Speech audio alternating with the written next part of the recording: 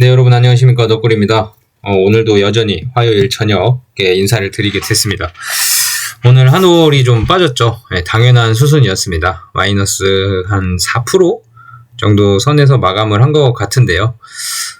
이민호반트도 어제 마이너스 5.8% 가량이 장중에 빠졌었고, 오늘 한올은 어제 급등에 이은 당연한 조정의 시기가 올 수밖에 없었다라고 좀 생각을 하고 있고요. 기업 가치 급등에 대한 펀더멘털이 아직 공개되지 않은 상황에서 기대감으로 좀 올라온 상황이기 때문에 조그만한 하락으로 인해서도 조그만 물량이 나와도 금방금방 하락을 할 수밖에 없는 그런 상황일 수도 있고요. 수급적인 면에서 외국인과 기관들이 오늘 좀 많이 빠져나가면서 하락을 또 하게 됐습니다. 그래도 어제의 급등에 이은 하락의 정도는 그렇게 많지 않아서 다행이라고 좀 생각은 드는데, 내일 추가 하락이 또 나올 수도 있는 부분이니까 그거는 좀 개의치 않으셔도 될 것 같고요. 일단은 일본에서 금리를 인상한다라는 이슈가 나오면서 어제의 주가에 반영을, 어제 미국장부터 오늘 한국장까지 반영을 좀 일부 하는 것 같아요. 물론 지금 반도체주들의 뭔가 상승 이후에 조정이 나오면서 그런 자금들이 바이오주로 좀 많이 이동을 했었고요. 그 덕분에 바이오주가 좀 크게 상승을 했었고, 한올 기준으로만 봐도요. 바이오주 한올이 좀 크게 상승을 했었고, 이제는 또 반도체주가 또 많이 떨어져 있기 때문에 또 반도체주로의 되돌림 현상도 조금 있는 것 같습니다. 왔다 갔다 하는 거죠. 수급이, 돈이 시장에서 계속 돌고 돌 테고, 이거를 따라가면서 매매를 하겠다는 사실 쉽지 않은 것 같아요. 말로는 쉽죠. 바이오주 오를 때 팔고 반도체주 떨어질 때 샀다가, 반도체주 오를 때 팔고 바이오주 떨어질 때 산다. 말은 쉽습니다. 하지만 실제로 해보신 분들 계시나요? 모르겠습니다. 근데 우연치 않게 타이밍이 잘 맞아서 수익이 나실 수는 있지만, 그래봤자 한 1, 2% 먹기, 3, 4% 먹기로 한 두어 번 잘 맞추는 정도는 되시더라도 그게 평생 그렇게만 주식을 할 수는 없죠. 내일 당장에 어떤 주식이 오를지 모르고, 내일 당장에 정치, 경제, 사회, 문화, 예술 상황들이 다 어떻게 전 세계적으로 변화할지 모르는 산업 분위기들이 있고, 그런 상황들 일일이 다 따라가면서 매수를 할 수는 없기 때문에, 그래서 우리는 좋은 회사를 고르고, 좋은 회사라면 기업 가치를 주가가 따라갈 거다라는 대전제 하에서 이렇게 투자를 하는 수밖에 없는 것 같습니다. 또 모릅니다. 지금 또 52,000원 후반, 53,000원 초반을 왔다 갔다 하고 있는데, 또 이게 49,000원, 8,000원 또 내려갈 수도 있고요. 지금 올라왔던 거 다시 다 2, 3일 안에 되돌릴 수도 있고요. 다음 주 되면은 또 45,000원, 43,000원까지도 내려갈 수도 있고, 12월 11일, 인베스터 데이가 올 때까지는 조정이 오든, 아니면, 그러니까 가격 조정 좀 떨어지든, 아니면 기간 조정, 비슷한 가격대에서 계속 횡보를 하든, 그 정도가 될 것 같습니다. 또 한 번의 급등이 나오기에는 수급이 확 받쳐주면은 이제 나올 수는 있는데, 뭔가 펀더멘털적인 변화로 수급이 또 들어오기는 쉽지 않다라고 좀 저는 생각을 좀 하고는 있고, 모르죠. 어떻게 될지는. 그래서 저는 항상 시장에 머물러 있어야 된다라는 똑같은 얘기를 한 번 더 말씀을 드리고 싶고요. 오늘 영상 찍을 내용은 한올바이오파마의 펀더멘털에 대한 얘기는 12월 11일이 되어야 하기 때문에, 지금은 이제 고점인 상황에서, 한올의 주가가 고점인 상황에서 여러분들의 투자가 조금 더 건전하고 건강하고, 그리고 수익 극대화라고 표현하긴 좀 그렇지만, 장기 투자 철학을 실현을 하면서 이런 우여곡절을 어떻게 하면 잘 견디고 이겨내 볼까 하는 것에 초점을 두고 좀 12월 11일까지는 방송을 해야 되는 상황인 것 같고요. 고점에서 버티는 연습을 하지 못하면, 모든 회사들의 고점을 언젠간 맛보게 될 텐데, 그럴 때마다 이제 남들 올라가는 거, 남들은 보유해서 수익을 크게 늘리고 있는 거를 나는 밑에서 팔아서 쳐다만 보고 있어야 되는 상황들이 언젠가는 계속 발생을 할 겁니다. 그래서 물론 저보다 더 잘 참고 잘 이겨내고 기업의 가치를 믿고 기업과 동행하시는 주주분들, 투자 철학이 투철한 주주분들 많이 계시겠지만, 대부분의 투자자분들이 저는 그렇지 못하다고 생각을 하고 있어요. 오늘만 따지고 딱 봐도 55,000원, 57,000원 고점일 때 못 팔아서 아쉬운 분들 계실 거고요. 물론 저도 아쉽습니다만 더 큰 금액을 보기 때문에 그 아쉬움을 그 금액에 대한 기대감이 누르고 있는 거죠. 사실 정확히 표현을 하면 아쉽지 않은 건 아닙니다. 하지만 57,000원대 못 팔아서 아쉬운 걸 오늘 55,000원대 팔고 잘 팔았다 생각하고 오늘 종가 52,000원을 보면서 뿌듯해 하시는 분도 계실 거고, 그 뿌듯함 뒤로 뭔가 찝찝함을 안고 계신 분도 계실 거예요. 아, 괜히 팔았나 하시는 분도 계실 거고, 아니면 일부라도 수익 실현을 오늘 하시고 뭐 53,000원이든 2,000원이든 4,000원이든 일부라도 수익 실현을 하시고 나중에 좀 떨어져라 기회를 보겠다고 더 사시려고 기다리시는 분들도 분명 계실 거고요. 여러 가지 경우의 분들이 계실 것 같습니다. 물론 뭐 일부 수익 실현 좋습니다. 그리고 뭐 고점에서의 매도 좋고요. 뭐 여러 가지 매도의 철학들이 다 있으시지만 저는 어떻게 생각하냐면 뭐 일부 수익 실현도 좋긴 좋아요. 뭐 어떻게 해서든 수익이 났다는 건 좋은 거니까요. 근데 제가 어제도 그제도 강조드렸던 건 이제 가격 맞추기. 내가 일부라도 수익 실현을 했다는 거는 나는 지금 이 가격이 고점이라고 생각을 하고, 그리고 조금 일부라도 수익 실현을 하고 떨어질 때 다시 사겠다라는 거거든요. 그러면은 나도 모르게 나는 가격을 맞춰보겠다를 하고 계시는 거거든요, 사실. 그래서 뭐 다들 투자 철학이 달라서 그렇게 해서 뭐 돈을 열심히 잘 불려 나가시고, 주식이 항상 한 방향으로 오를 수만 없으니 나는 그런 파도를 잘 타서 수익을 좀 극대화 해보겠다라고 하시는 분들은 그렇게 하시는 것도 좋은 방법이긴 합니다만, 저는 그럴 능력이 없어서 이게 고점인지 저점인지 맞출 능력이 없고, 그렇게 할 바엔 그 정도 얼마 한 몇십만 원 되려나요? 뭐 주식 수에 따라 다르겠지만 아무튼 그 정도 좀 더 먹으려고 이렇게 고점에서 팔고 좀 저점에서 다시 사고 이거를 반복하다 보면 이제 뭐 조금 더 수익이 극대화 되겠죠. 근데 저는 솔직히 그거 포기하고 그 정도 좀 더 버는 거 포기하고 저는 이제 시장에 남아서 기다리겠다라는 주의인 거고요. 뭐 다른 분들의 생각이 다 달라서 여러분들의 투자 철학이 다 다르기 때문에 어떻게 생각하실지 모르겠지만, 뭐 투자 철학이라는 게 너는 맞고 내가 틀리다, 내가 맞고 너는 틀리다, 이게 아니기 때문에 여러분들의 투자 철학에 맞게끔 그렇게 투자 잘 이어나가셨으면 좋겠습니다. 오늘 좀 주제 아닌 뭐 영상의 제목 위주로 좀 드릴 말씀은 이거예요. 장기 투자가 쉽지 않은 이유. 뭐 누구나 다 아시겠죠? 장기 투자가 쉽지 않은 건 그런 거죠. 주가에 내 마음이 자꾸 흔들리기 때문에. 그리고 올라가져 있는 가격들은 이제 사람들이 주식이 오르면 기업을 더 믿고 주식이 떨어지면 기업의 신뢰도가 떨어진 것처럼 그렇게 이제 생각을 하고 있기 때문에 장기 투자가 쉽지가 않죠. 왜냐하면 가격이 계속 변동을 하는데 오를 때도 있고 떨어질 때도 있는데 그때마다 내 마음이 오를 때는 좋은 회사, 떨어질 때는 나쁜 회사가 되기 때문에 이게 장기 투자가 쉽지가 않죠.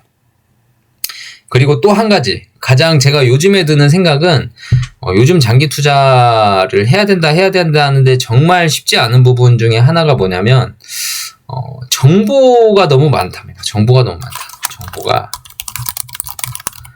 그러니까 정보가 너무 많다는 게 옛날처럼 그런 숨은 정보들 뭐 이런 게 아니고 그런 거죠. 뭐 시황 정보, 뭐 전 세계 뭐 경제 상황, 정치적인 상황, 사회적인 상황, 뭐 문화적인 상황, 뭐 전쟁 이슈, 뭐 기타 등등 이런 정보들이 너무 많이 입력이 되기 때문에 나의 주식 투자 철학 판단에 방해물이라고나 할까요?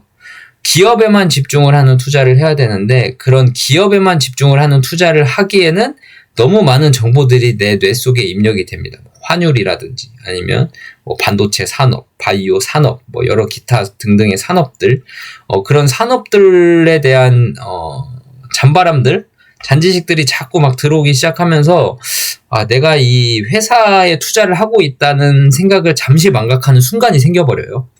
그런 순간이 생겨버리면 그 빈틈을 뭐가 들어가냐, 한올바이오 파마 많이 올랐지, 지금 고점이지 라는 생각이 그 빈틈을 비집고 들어갑니다. 그러면 나도 모르게 또 지금 이런저런 안 좋은 상황들이 막 생겨. 일본의 금리도 오르고 뭐 전 세계 금리가 오를 수도 있고, 뭐 일본 금리가 오르면 뭐 엔화 가치가 오르고 뭐 엔캐리 트레이드 청산이 나올 수도 있고, 뭐 이런저런 얘기가 많이 나온단 말이에요. 그런 와중에 맞다, 한올 많이 올랐지. 그러면 조금이라도 팔아야 되나? 차익 실현을 해야 되나? 라는 생각을 품을 수밖에 없게 됩니다. 그러니까 그런 정보가 없었다면 한올만 바라보면 한올 2027년 그레이브스병 너무 기대돼. 시장 가치 너무 크고 성공 확률도 상당히 높게 보고 있어. 그리고 disease modifying이라고 했죠.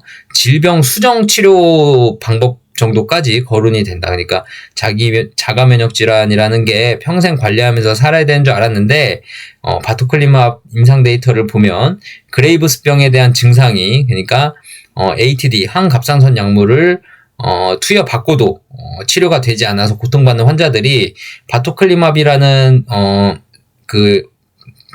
항체 FcRn 저해제를 투여를 받고 나서 disease modifying 그러니까 질병이 수정돼 버리는 그러니까 치료돼 버리는 그러니까 평생 관리하는 질환이 아니라 질병의 뭔가 루트가 끊어져 버리는 그래서 유지가 잘 되는 일반인처럼 살 수 있는 이 정도까지의 가능성을 보여줬기 때문에 로이반트에서는 상당히 기대를 많이 하고 있고요. 그리고 시장에서도 그레이브스병에 대한 시장의 자체의 크기를 아마 많이 보게 될 거다. 그렇게 기업의 가치에만 집중하려고 하면 굳이 팔아야 할 이유가 지금 없거든요. 급한 돈이 아니고서야. 내가 지금 당장에 내일 뭘 사야 돼요. 근데 돈이 없어. 통장에 돈이 없어. 적금도 하나도 없고 하나도 없어. 결국 주식이라도 팔아야지. 100만 원이 필요하다? 그럼 100만 원어치 한 20주 정도 팔고 지금 5만 원이니까 20주 정도 팔고 이런 식으로 빠지는 돈이 아니고서야 지금 내가 한올바이오파마를 팔아야 할 이유가 전혀 없거든요. 다른 종목 사려고 다른 종목 중에 저평가되고 앞으로 더 한올바이오파마보다 멀리 갈 수 있고 지금 한올바이오파마의 저평가 상태보다 더 극심한 저평가를 누리고 있다 하는 것들을 만약에 본인이 그러면 한올보다는 이 회사가 더 가능성이 높겠다라고 스스로 판단을 한 회사가 있다면 당연히 팔고 넘어가시는 게 맞겠죠. 저도 그건 응원합니다. 근데 단순히 주가가 5만 원 위에 올랐다라는 이유고 정보가 여기저기서 막 들리다 보니까 잡음들이 많이 들려서 내가 그런 잡음 때문에 한올바이오파마 판다. 금리가 오르고 예를 들어서 경제가 안 좋고 예를 들어서 바이오 산업이 안 좋고 하는데 한올바이오파마를 판다. 전 솔직히 이해가 안 돼요. 물론 금리가 오르면 바이오주엔 악재입니다. 금리 오르면 바이오주 제일 영향을 많이 받을 수 있어요. 한올바이오파마의 그레이브스병에 대한 그 바토클리맙, 아이메로프루바트의 치료제가 금리에 영향을 받나요? 그건 아니거든요. 네. 금리로 인해서 바이오주가 하락할 수는 있어도 바토클리맙이나 아이메로프루바트가 금리에 영향을 받는 치료제는 아니잖아요. 무슨 말씀이신지 아시겠죠? 그러니까 주가가 하락한 걸 제가 봤을 때는 그럴 때는 오히려 기회로 삼고 기업 자체만으로 보면 약은 그대로 기대감도 뚜렷하고 기대감이 유지가 되고 있고 2027년에 데이터 발표가 나오면 긍정적으로 나올 거라고 예상이 되고 이게 상업화가 된다면 신약 가치가 엄청날 거라고 예상은 되는데 금리 때문에 지금 판다? 그거는 좀 아닌 것 같아요. 제가 봤을 때는. 물론 혹자는 이렇습니다. 금리가 오르면 바이오주에 영향이 있을 수밖에 없으니 그럼 당연히 떨어질 거 아는데 안 팔고 그럼 버티란 말이야? 팔아야지. 팔고 금리 떨어지는 거 반영하고 다시 사야지 라고 할 수 있습니다. 전 그것도 가격 맞추기라고 생각을 해요. 그러니까 저는 그렇게 가격 맞춰서 좀 더 벌 바엔 그거 포기하겠다. 잘 떨어질 때 좀 더 사고 말지 그거 팔았다가 다시 밑에서 살려고 하진 않겠다. 가격 맞추기는 포기하겠다 이겁니다. 정보가 너무 많아서 그런 정보들 때문에 한올바이오파마를 판다. 정치적인 상황 때문에 한올바이오파마를 판다.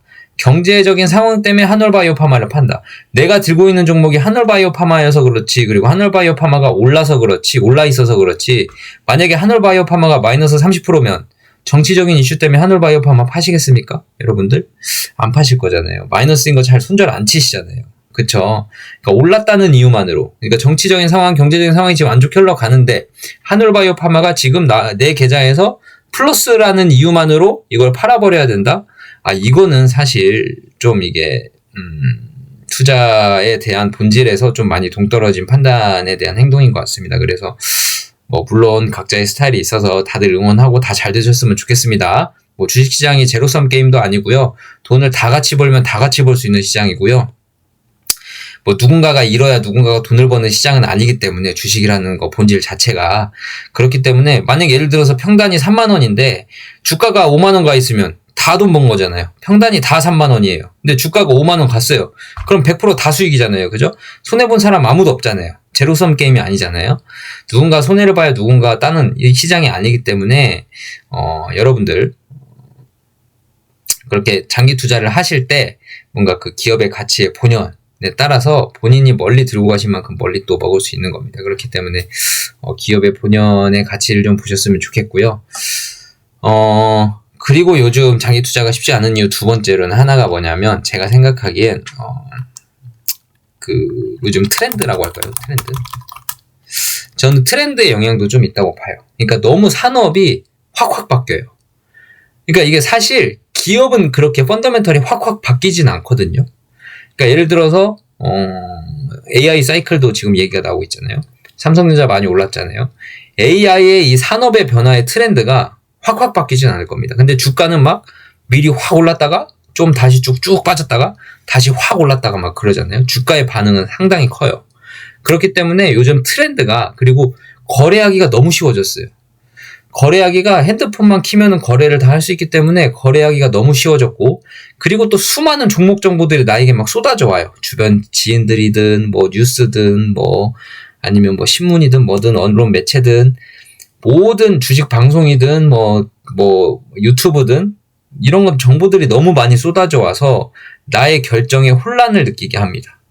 그래서 그 펀더멘털에 대한 투자를 했음에도 불구하고 살 때는 야 그레이브스병 2027년에 데이터 엄청 기대된대. 그래? 그럼 지금 사야겠다 사고 팔 때는 그 그레이브스병의 데이터를 보는 게 아니고 팔 때는 야 두산이 잘 나간대 두산 사자.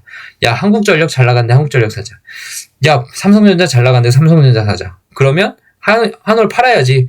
살 때는 2027년 거 보고 사고 팔 때는 삼성전자 때문에 팝니다. 그러니까 이게 지금 뭐 논리적으로 잘 안 맞는 것 같기도 하고요. 그러니까 트렌드가 너무 많이 바뀌기도 하고 그리고 요즘 쇼츠다 뭐다 제 영상에 대한 댓글에서도 그때 어떤 분께서 말씀도 해주셨지만 제 영상 너무 깁니다. 10분 안에 잘라주세요. 10분 안에 요점만 말해주세요 하시는 분들 계셨잖아요. 그것처럼 성격이 너무 다들 이게 급해졌다 그래야 되나요? 그러니까 금방금방 나오는 영상 매체들, 금방금방 나에게 즐거움을 줄 수 있는 매체들, 도파민이 분비될 수 있는 매체들만 골라보는 시대잖아요. 그런 시대 속에서 도파민이 안 나오는 투자를 더 이상 할 수가 없는 거예요. 그러니까 뇌가 도파민에 쪄들어 있는 거예요. 도파민이 나오지 않는 투자를 하면 너무 지루하게 느껴지고 재미가 없어요. 일단 장기 투자 재미없습니다. 예, 남들이 다 따고 있을 때 전 이룰 수도 있고요. 남들이 뭐 이것저것 잘 갈아타고 돈 10만원, 20만원 오늘 벌었다, 뭐 집에 치킨 2마리 사갖고 가야겠다 하는 돈 오늘도 벌었다 할 때 나는 마이너스 20%, 30% 계좌가 까여있고 막 그럴 수 있거든요. 재미없습니다, 장기 투자. 하지만 그때 꿋꿋이 사죠, 장기 투자자들은. 그러니까 이런 재미없는 투자를 하기에는 지금 한올의 주가가 너무 도파민이 뿜뿜 나오게끔 지금 올라와 있어요. 사람들 뇌 속에 지금 다 도파민 축제일 겁니다. 빵빵 터졌어요. 떨어지는 순간 내 도파민이 아니라 뭔가 비관적인 호르몬이 나오는지 어쩐지 모르겠지만 자꾸 57,000원일 때 수익을 계산하게 되고 그때 못 팔았네 지금이라도 팔아야겠다고 지금이라도 팔면 약 한 40-50% 먹었다 생각하면 뇌에서 도파민이 빵 나오거든. 이야 나 3개월 갖고 있었는데 50% 먹었네.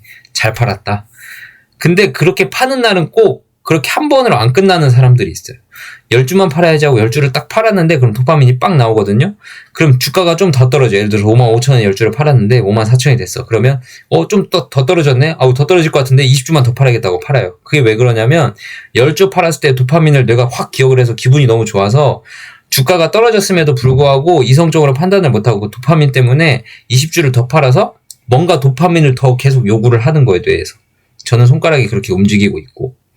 그렇기 때문에 뭔가 이 순간순간의 판단으로 나오는 그런 부작용, 도파민 부작용, 그런 것이 다 유튜브 쇼츠나 이런 것들 짧게 내 도파민을 유지를 해야 되는 뇌의 상태가 지금 굳어져 버린 상태여서 도파민이 나와야만 재밌다라는 게 굳어져 버린 뇌의 상태에서 주식 투자를 하려 그러면 도파민이 안 나오면 재미가 없습니다. 그래서 장기 투자가 되게 재미없는 투자다라고 생각을 하고 얼른 50% 팔고 이 세상에 한올바이오 파마만 있는 거 아니니까 난 다른 데에서 수익을 또 내면 되지 뭐 하고 쉽게 생각을 하면서 팔아버리고 다른 데 또 수익 낼 거 어디 있나 뭐 찾게 됩니다. 그러면서 자꾸 투자 세월이 짧아지고 내가 들고 가는 종목의 기간이 짧아지고 더 급등이 나올 것 같은 종목을 찾게 되고, 그다음에 더 위험한 종목을 찾게 되고, 그러다 보면 단타의 기간이 점점 짧아지면서 내 주식의 계좌의 포트폴리오는 점점 고위험의 포트폴리오로 바뀌고, 그러다 보면 이제 처음에 투자했던 기업의 본연의 가치에 따라가겠다는 투자 철학은 온데간데 없고, 결국은 주가의 방향만 맞추려고 하는 나의 포트폴리오 계좌를 만나게 됩니다. 그렇게 만나게 되면 글쎄요, 마이너스의 폭도 그만큼 더 커져 있겠죠. 그럼 내가 어디서부터 잘못된 거지? 라고 생각을 하다 보면 결국은 앞에서 투자에 성공했을 때의 마음가짐은 온데간데 없고요. 내가 왜 실패했는지조차 모르게 돼요. 분명히 떨어져서 샀는데, 그러다 보면 마이너스 50% 되면 이 종목 좋은 종목인데 왜 마이너스 50%였지? 왜냐하면 앞에서 내가 투자를 성공을 했기 때문에 지금 이 투자도 실패를 안 할 거라는 믿음이 더 강해져 있어요. 근데 내 계좌는 마이너스 50% 돼 있단 말이에요. 그러면 왜 내가 투자했는데 마이너스 50%지? 이 회사 좋은 회사인데? 그럼 물타기를 해야겠다고 물타기를 막 합니다. 애초에 살 때 공부가 안 돼 있는 상태에서 사고 방향성만 맞추려고 산 투자였는데 마이너스 50%가 되고 물타기를 하다 보면 공부를 하게 됩니다. 공부를 하게 되면 그 회사에 대한 펀더멘털이 어느 정도 눈에 보이겠죠? 그럼 그 회사를 제가 안 사고 있으면 모르는데 사고 가지고 있는 회사이기 때문에 공부를 하면 할수록 확실히 더 강해집니다. 그리고 자꾸 좋은 것만 보려고, 객관적으로 못 보고 좋은 것만 보려고 노력을 하게 돼요. 좋은 것만 보려고 노력을 하게 되면 그 회사의 리스크는 온데간데 없이 또 안 보게 됩니다. 그러면 이제 자꾸 물타기를 하게 되고 내 계좌는 점점 마이너스에 빠질 수가 있는 거고요. 그러니까 애초에 접근 자체가 방향성으로만 접근을 했기 때문에, 펀더멘털을 공부하고 접근했으면 애초에 그 리스크가 보이죠. 사실 내가 주식을 안 갖고 있으면 리스크가 보입니다. 근데 내가 주식을 많이 갖고 있는 순간 리스크는 잘 안 보이게 되는 겁니다. 그러니까 자꾸 그렇게 보려고 하는 눈도 기르는 연습을 또 해야 되고요. 저도 아직 많이 부족한데 많이 연습을 좀 해야 되고, 아무튼 그런 상황에서 주가가 자꾸 마이너스로 가고 본인은 이제 실망을 하게 되고 투자를 또 못하게 되고 안 하게 되고 또 이런 상황이 생길 수 있습니다. 이 모든 게 뭘로 출발됐어요? 그 잠깐의 도파민으로 수익 실현한 거, 내가 성공했구나라는 경험, 그것 때문에 출발을 하게 된 겁니다. 그 경험이 평생에 정말 안 좋은 경험일 수도 있어요. 그러니까 이런 거 있죠. 코인으로 성공하신 분들 보면 한 방에 빡 벌잖아요. 예를 들어서 한 300% 먹었어요.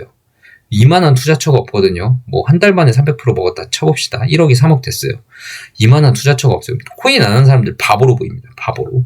니들 왜 코인 안 해? 와, 얘 바보네. 그렇게 열심히 공부하고 주식 투자, 장기 투자해서 뭐해? 난 1년에 300% 벌었는데. 다른 종목을 찾기 시작합니다. 뭐 물론 운 좋게 또 따따 칩시다. 야, 진짜 다른 사람들 바보다. 나는 그럼 코인에 좀 소질이 있구나라는 믿음이 생기기 시작하고, 그 코인에 생긴 소질로 인해서 여러 가지 코인에 또 위험하게 투자를 하게 되고요. 그러다 보면 이제 1억에서 5억 된 게 다시 1억 원의 원금이 되게 되죠.